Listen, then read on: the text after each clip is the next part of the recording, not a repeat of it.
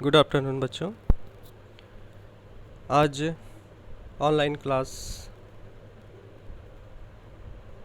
के संदर्भ में ना आपकी जो क्लास है ये सामाजिक विज्ञान में हमको इतिहास व नागरिक शास्त्र के बारे में मतलब इसमें जो अध्याय है उनके बारे में पहले जानना पड़ेगा। उसके बाद हम अध्याय 1 देखेंगे। तो विषय सूची यहाँ पे आप देख लीजिए, इतिहास और नागरिक शास्त्र। तो इतिहास में 8 अध्याय आपको मिलेंगे और नागरिक शास्त्र में 11 अध्याय हैं, है ना। और भाग 2 के बारे में जो कि भूगोल है, आने वाली क्लासेस में अपन चर्चा करेंगे। तो इतिहास में जो पहला अध्याय है वह है आधुनिक यूरोप का उदय।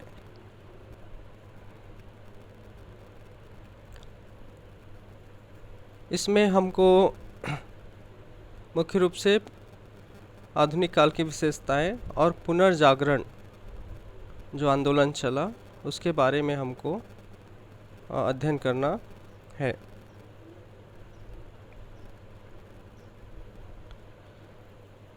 तो आरंभ करते हैं।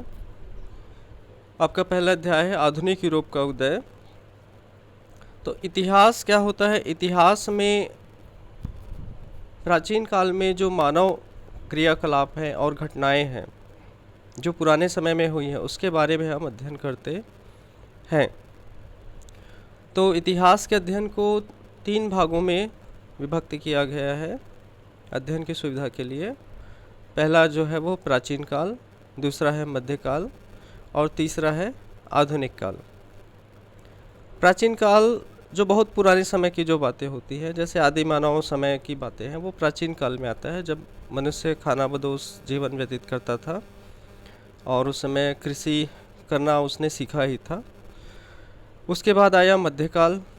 मध्यकाल में जब मनुष्य जो है बस्तियों में बसने लगा, सभ्यताओं का विकास आरंभ हुआ, वो मध्यकाल था। आधुनिक काल। आधुनिक काल जो सभ्यताओं के विकास के पश्चात जब नई नई खोजों का समय आरंभ हुआ था और नई बातें लोगों ने जानी, उस समय आधुनिक काल का उदय हुआ। तो यह जो विभाजन है वो अलग अलग देशों में अलग अलग तौर पे किया गया है। कौन सा विभाजन? जो प्राचीन काल, मध्यकाल, आधुनिक काल, अलग अलग समयों में ये जो विभाजन है वो अलग अलग देशों के हिसाब से अलग अलग है। आगे आप जानेंगे इसको। तो प्राचीन व मध्यकाल के बारे में पिछली कक्षाओं में आप पढ़ चुके हैं। आधुनिक काल। आधुनिक काल क्या है? इसमें आप नवीन विचारधाराओं, प्रवृत्तियों और क्रियाकलापों के बारे में अध्ययन करेंगे। तो आधुनिक काल की विशेषताएं बुक में आप देख सकते हैं। तर्क एवं बुद्धिवाद।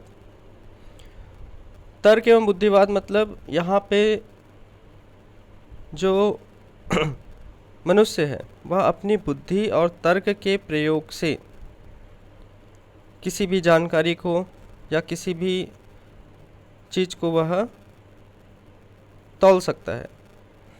मतलब अपने बुद्धि के प्रयोग से उसको वह समझ सकता है और निर्णय ले सकता है। तो इस युग की विशेषताएं, आधुनिक काल की विशेषताएं तर्क एवं बुद्धिवाद थी। तो किसी भी तथ्य को वो तब स्वीकार करता था जब उसे तर्क की कसौटी पर प्रमाणित कर पाता था। इसके कारण यूरोप में विज्ञान का विकास हुआ। दूसरा है मानववाद। तो इस युग में मनुष्य की उन्नति के साथ साथ भौतिक सुखों को भी महत्व दिया जाने लगा और इस युग में माना गया कि मनुष्य में उन्नति करने और उन्नत समाज निर्माण करने की अपरिमित क्षमता है। तो इस युग में जो भौतिक सुख है ना, जो अभी हम दैनिक जीवन में देखते हैं, बहुत सारी जो सुख सुविधाएं हैं, है ना, जैसे कूलर, फ्रिज, टीवी, है ना, इंटरनेट, ये सब जो है ये भौतिक सुखों से जुड़े हुए हैं, है ना। तो इनका विकास जो है आधुनिक काल में हुआ। तीसरा है नवीन अन्वेषण। आधुनिक काल में भौतिक खोजों, विज्ञान की प्रगति, औद्योगिक क्रांति एवं नवीन राजनीतिक सामाजिक विचारधाराओं की शुरुआत हुई। भौगोलिक खोजों, भौगोलिक खोजों से अर्थ है कि नए नए जो द्वीप हैं, महाद्वीप है, वो खोजे गए। जैसे कि कोलंबस ने अमेरिका की खोज की, वास्को डी गामा भारत की खोज उसने की थी समुद्री मार्ग से। कोलंबस भी समुद्री मार्ग से उसने खोज की थी। दक्षिण अफ्रीका, है ना, ये सब जगहों की नए महाद्वीपों की खोज इस समय हुई। नए सामाजिक विचारधाराएं भी आई यहाँ पे आधुनिक काल में। विज्ञान की प्रगति हुई, विज्ञान के क्षेत्र में बहुत सारे विकास हुए, है ना। मोटर वाहन बने, साइकिल का आविष्कार हुआ, टेलीफोन, ये सब जो है विज्ञान की प्रगति के साथ, है ना, आधुनिक काल में ये सब आए। उसके बाद यहाँ पे ध्यान देने योग्य जो बात, विशेष बात है वो यह है कि अलग अलग महाद्वीपों और देशों में वहाँ की सामाजिक, राजनीतिक व आर्थिक स्थितियों और उनमें आ रहे परिवर्तनों के आधार पर अलग अलग समय में ये जो आधुनिक काल का विकास है वो हुआ। उदाहरण के लिए बुक में आप देख सकते हैं, यूरोप में 15वीं व 16वीं शताब्दी के बीच आधुनिक काल का आरंभ हुआ। वहीं भारत में आधुनिक काल का उदय 18वीं शताब्दी में। देखिए कितने हम लोग पीछे हैं, है ना। 15वीं 16वीं शताब्दी, शताब्दी मतलब 100 साल का जो एक समूह होता है उसे शताब्दी कहा जाता है।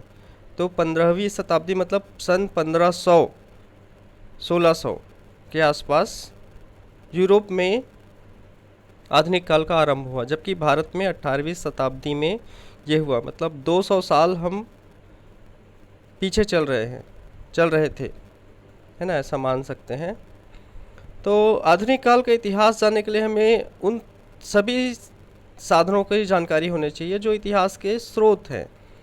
तो ये साधन फिर से मैं बता देता हूँ कि आपको इतिहास के बारे में जानने के लिए इतिहास के स्रोत की आवश्यकता होती है। आप कैसे जानेंगे कि पुराने समय में क्या हुआ, है ना। तो उसे जानने के लिए जो साधन आपको मिलते हैं उन्हें ही इतिहास के स्रोत कहा जाता है। तो आधुनिक इतिहास की सामग्री न सिर्फ बहुतायत स्रोत से प्राप्त है, बल्कि इसे प्राप्त करना आसान भी है। आधुनिक काल में सरकारी कामकाज संबंधी दस्तावेजों को सुरक्षित रखा जा रहा है। इस काल में लिखी व छपी पुस्तकें न केवल आसानी से उपलब्ध है, अपितु इनमें कई पुस्तकें पुनः मुद्रित भी होती हैं। आधुनिक काल में आप जैसे किसी सरकारी कार्यालय के कार्य को देख सकते हैं, तो वहाँ पे जितने भी दस्तावेज हैं उनको सुरक्षित रखा जाता है ना। तिथियों के साथ तिथि व दिन व साल अंकित करके सुरक्षित रखा जा सकता है, जिससे आप भविष्य में उसकी जानकारी ले सकें। साथ ही साथ पुस्तकें जो छपती हैं, है ना, उनको पुनः मुद्रित मतलब फिर से छापा जाता है कई सालों बाद, है ना। इस तरह पुस्तकों में भी ज्ञान जो है आधुनिक काल के उपलब्ध होते हैं। विभिन्न साहित्य जैसे उपन्यास, जीवनी, यात्रा वृत्तांत, इन सब के माध्यम से भी आप आधुनिक काल के इतिहास को जान सकते हैं। इसके अलावा तत्कालीन मतलब उस समय के समाचार पत्र भी इतिहास जानने के महत्वपूर्ण साधन हैं। समाचार पत्र मतलब न्यूज़पेपर, है ना। बहुत सारे न्यूज़पेपर हमारे छत्तीसगढ़ में कौन कौन से न्यूज़पेपर आते हैं, जैसे कि हरिभूमि, नवभारत, दैनिक भास्कर पत्रिका, है ना। इंग्लिश में भी बहुत सारे न्यूज़पेपर आते हैं। तो ये सब जो है न्यूज़पेपर वो आधुनिक काल के इतिहास जानने के स्रोत हो सकते हैं। इसके अलावा कुछ ऐसे व्यक्ति जो उस घटना के समय, मतलब जो भी घटना या जो भी काल रहा था उस समय उपस्थित है वहाँ पे, वो भी इतिहास जानने के स्रोत हो सकते हैं। जैसे कि भारत का स्वतंत्रता संग्राम, तो अभी भी हमारे बीच बहुत सारे स्वतंत्रता संग्राम सेनानी हमारे साथ हैं, जो वृद्ध हो चुके हैं, जिन्होंने स्वतंत्रता संग्राम के समय अपना योगदान दिया था, है ना। आपके सुडुंग गांव में भी एक बुजुर्ग हैं जिनसे मुलाकात हुई थी, जो स्वतंत्रता संग्राम के समय उसमें भाग लिए थे, वहाँ पे उपस्थित थे, है ना। 15 अगस्त के समय उनसे मुलाकात हुई थी, तो उनसे आप पूछ सकते हैं तो वो उस समय क्या क्या स्थितियाँ थी, अंग्रेज़ों द्वारा किस प्रकार अत्याचार किया जाता था, किस प्रकार हमारा देश गुलाम था, ये सब बातें वो बता सकते हैं, है ना। तो वही चीज़ आपके बुक में भी दिया हुआ है कि स्वतंत्रता संघर्ष और अन्य घटनाओं को जिन्होंने देखा है उनसे आप पूछ के इतिहास के स्रोत के बारे में जानकारी ले सकते हैं। तो यहाँ पे इतिहास के स्रोतों का वर्गीकरण किया गया है कि किस प्रकार आप इतिहास के स्रोतों को जान सकते हैं। तो यहाँ पे देखिए, आधुनिक काल के इतिहास के स्रोत मैं आपको दिखा देता हूँ। आधुनिक काल के इतिहास के स्रोत, तो पहला जो है वह है लिखित इतिहास। लिखित इतिहास जो है उसके अंतर्गत आते हैं, देखिए, विभिन्न साहित्यिक रचनाएं, जीवनी, संस्मरण, उपन्यास। साहित्यिक रचनाएं मतलब कहानियां हैं, है ना, उपन्यास हैं और कविताएं हैं, ये सब जो है वो उसमें आती है। जीवनी,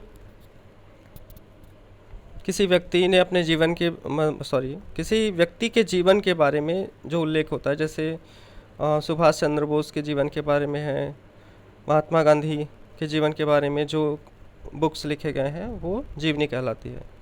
संस्मरण, संस्मरण मतलब यादें, पुरानी जो बातें हैं उसको याद करके जो जीवन में घटित हुई उसको एक बुक के रूप में लिखा जाए तो वो संस्मरण होता है। उपन्यास, काल्पनिक जो बातें होती हैं, है ना, उसे उपन्यास कहते हैं।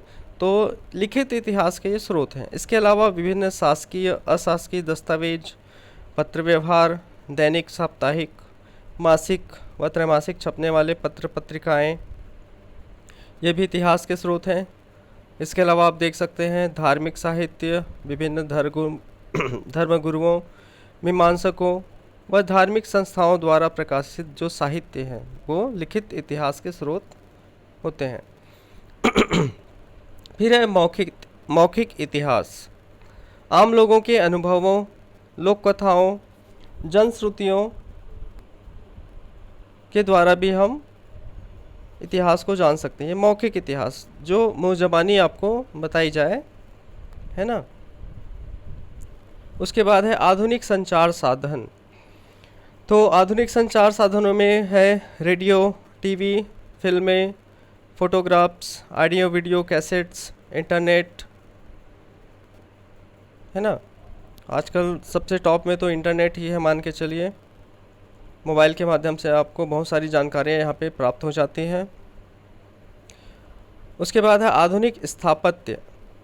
नई दिल्ली का नगर नियोजन, संसद भवन, राष्ट्रपति भवन, मुंबई का Prince of Wales museum, Chhattisgarh में महंत घासीदास संग्रहालय इत्यादि।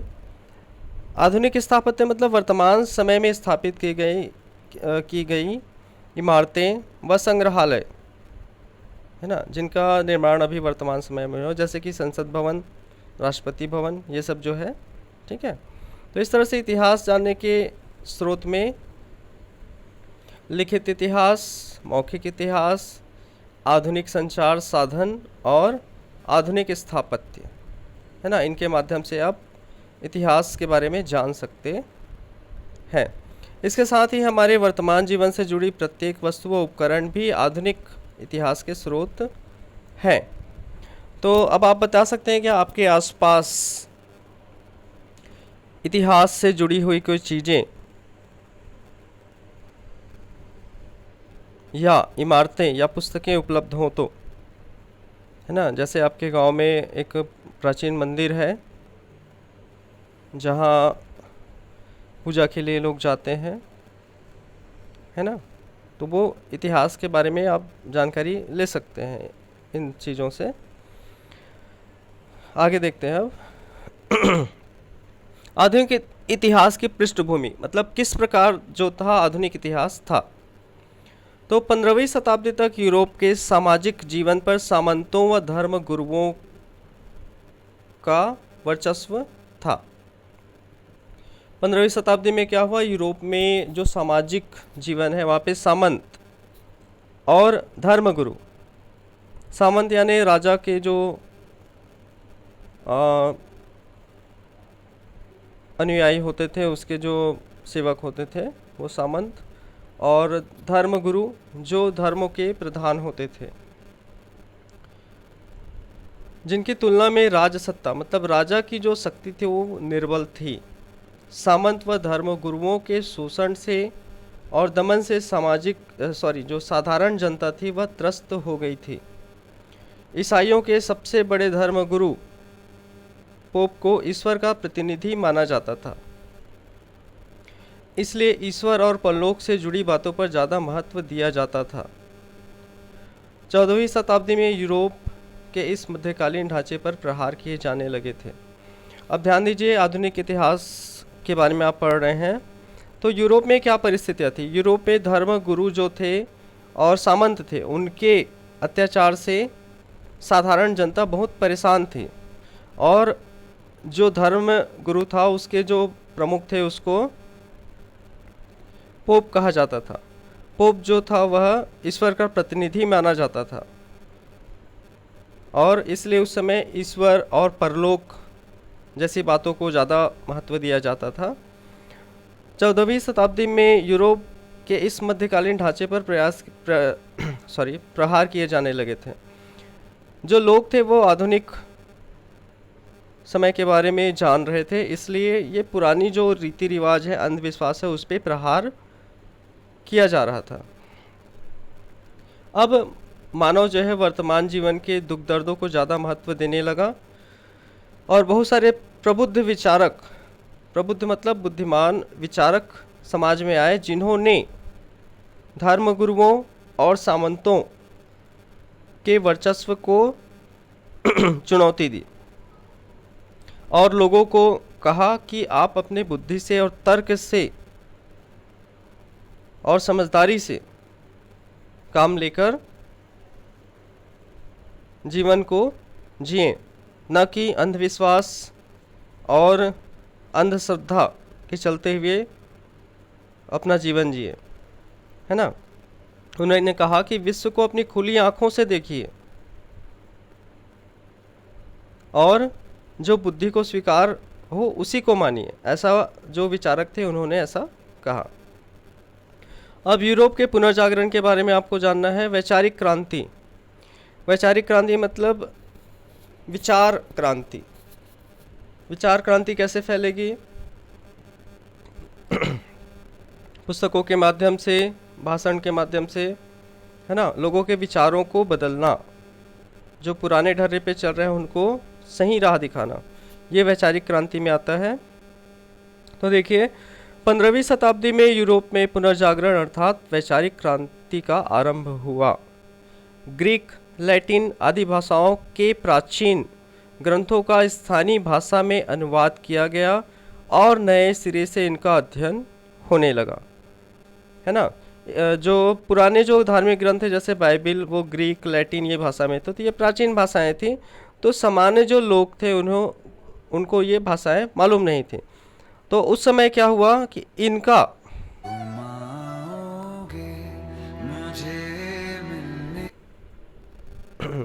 Distracted by call, okay, let's continue. तो वर्तमान समय में हम, है ना, यूरोप के पुनर्जागरण के बारे में पढ़ रहे हैं। तो इस समय आप ध्यान देंगे कि जो पुराने जो ग्रंथ थे, कैमरा ऑफ हो गया, 2 मिनट, मैं इसे कंटिन्यू कर लूँ। Okay, start my video.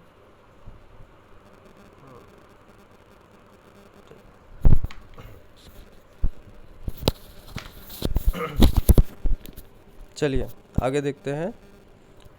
तो यूरोप में वैचारिक क्रांति का आरंभ हुआ। तो इस समय जो है विभिन्न जो प्राचीन पुस्तकें थी उनको अनुवाद किया जाने लगा स्थानीय भाषाओं में, ताकि जो आम लोग हैं इनके बारे में समझ सकें। छपाई की मशीन का आविष्कार हुआ था आधुनिक काल में। तो छपाई की मशीन के आविष्कार होने से क्या हुआ कि बहुत ही संख्या में और आसानी से कम कीमत पर पुस्तकों की छपाई होने लगी, जिससे कि जो आम लोग थे उनके पास पुस्तकें उपलब्ध होने लगी और उन पुस्तकों को पढ़कर उन्हें ज्ञान मिला। इससे वैचारिक क्रांति आई, विचारों में क्रांति आई और उन्होंने प्राचीन ग्रंथों में निहित बुद्धिनिष्ठा, भौतिक जीवन के महत्व का बोध आदि जो बातें थी वो फिर से यूरोप में आगे आने लगी। तो बुक में देखते हैं, इस दृष्टिकोण से साहित्य, चित्रकला, शिल्पकला, विज्ञान आदि सभी विधाओं को प्रभावित किया, है ना। बुक्स के छपने से क्या हुआ, वैचारिक क्रांति आई, जिससे कि विभिन्न क्षेत्रों में भी क्रांति आई, है ना। कौन कौन से क्षेत्रों को इसने प्रभावित किया, देखिए। साहित्य, साहित्य मतलब जो लेख हैं, कहानी, निबंध, उपन्यास, जीवनी, ये जो साहित्य से जुड़े क्षेत्र हैं। इसके अलावा चित्रकला, शिल्पकला, शिल्पकला यानी मूर्ति कला, विज्ञान आदि सभी विधाओं को इसने प्रभावित किया। कलाकार जो थे वो अपनी कलाकृतियों में देवी देवताओं, देवदूतों के स्थान पर मनुष्य की भावनाओं व प्राकृतिक सौंदर्य का चित्रण करने लगे। पहले क्या होता था, देवी देवताओं और देवदूतों के बारे में चित्र बनाते थे चित्रकार, लेकिन अब क्या हुआ कि सामान्य मनुष्य और प्राकृतिक वातावरण, जो हमारे आसपास जो प्रकृति दिखाई देती है, उसके सौंदर्य का चित्रण चित्रकार करने लगे। इसके अलावा कोपरनिकस और गैलीलियो जैसे महान वैज्ञानिक हुए, खगोल वैज्ञानिक, जिन्होंने ब्रह्मांड के बारे में प्रचलित सिद्धांतों का खंडन करके नए सिद्धांतों का प्रतिपादन किया। देखिए यहाँ पे कोपरनिकस और गैलीलियो आपको दिख रहे होंगे, नाम सहित है यहाँ पे, है ना। ये महान वैज्ञानिक थे। इन्होंने क्या किया, कोपरनिकस और गैलीलियो, इन्होंने क्या किया कि प्रचलित सिद्धांतों का खंडन किया और नए सिद्धांतों का प्रतिपादन किया। जैसे कि सूर्य घूमता नहीं है, बल्कि पृथ्वी सूर्य के चारों ओर चक्कर लगाती है। और इनके सिद्धांत का परिणाम ये हुआ कि धार्मिक मान्यताओं पर, बाइबल में इस तरह से कहा जाता है, बोलते हैं कि सूर्य पृथ्वी की परिक्रमा करता है, लेकिन इनके जो सिद्धांत थे उसका विरोध करने लगे। तो इस तरह से उस समय जो धर्मगुरु थे इनके विरोधी हो गए।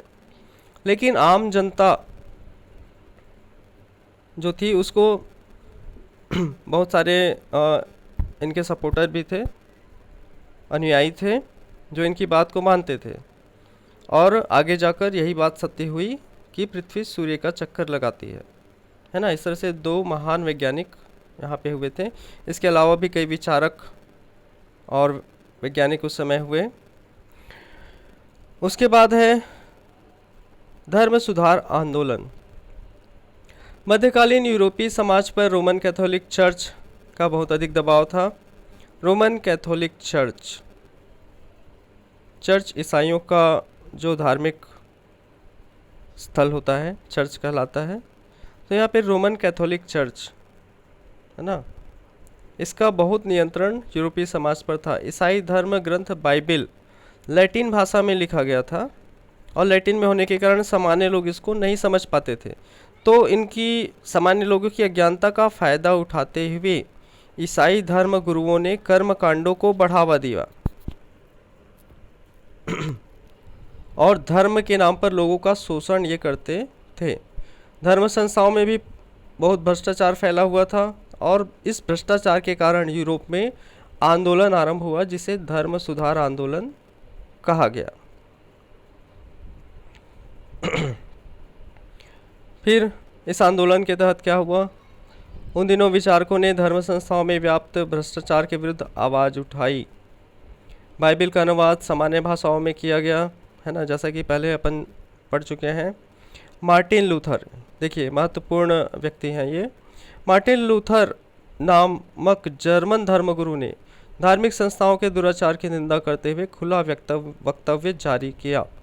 धार्मिक संस्थाएं जिस तरह से आम जनता का शोषण करती थी, कर्मकांडों को बढ़ावा देती थी, तो इनका विरोध मार्टिन लूथर ने किया और एक खुला वक्तव्य जारी किया जिसमें उसने जनता से कहा, क्या कहा देखिए, आप लोगों को धर्मगुरुओं के कथनों को ही धर्म न मानकर बाइबिल को स्वयं पढ़ना चाहिए और धर्म के तत्वों को समझना चाहिए।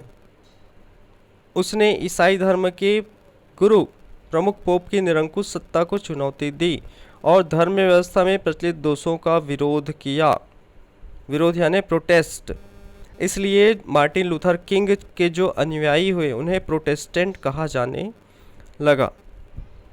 धर्म सुधार आंदोलन के फलस्वरूप पोप के दबदबे में कमी आई। पोप के वर्चस्व से परेशान यूरोप के कुछ शासकों ने पोप के वर्चस्व को मानने से इनकार कर दिया। इस तरह से विरोध का एक सिलसिला चालू हो गया।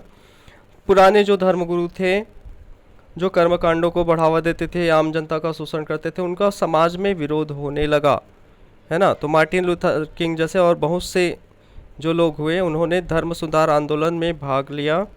इनमें एक और नाम दिख रहा है, राजा हेनरी अष्टम, है ना।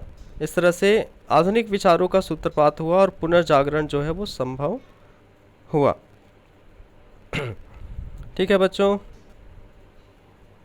अब अगली क्लास में हम पढ़ेंगे राष्ट्रवाद, राष्ट्रीय राजतंत्रों का उदय, है ना। ये सब जो है व्यापार है, यूरोप एशिया का व्यापार, ये सब जो है अगले दिन देखेंगे। आपके पास अगर बुक होगी तो आप पढ़ के रखिएगा, और नहीं होगी तो अपने जो सीनियर जो स्टूडेंट्स हैं उनसे आप बुक्स ले सकते हैं, है ना। ये जो वीडियो है आपको व्हाट्सएप पे भेजा जाएगा, है ना। अगर अटेंड नहीं कर पाए हैं तो इससे आप अटेंड कर सकते हैं। ठीक है, आज की क्लास यहीं पे समाप्त हुई। Good luck.